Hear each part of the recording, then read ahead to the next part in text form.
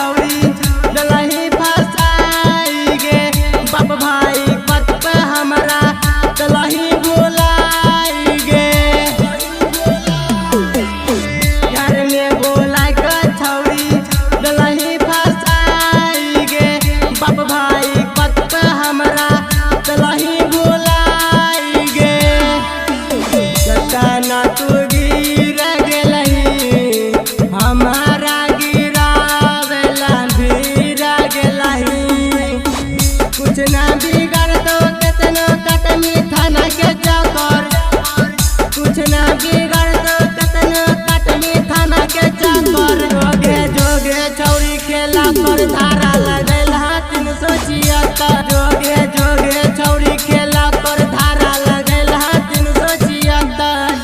Ambika recording studio, Rupauli, Purnia, Bihar.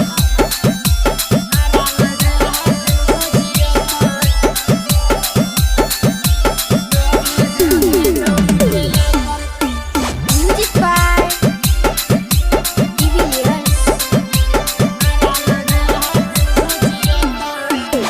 Phone करके हमारा छौरी लही बोलाई गे।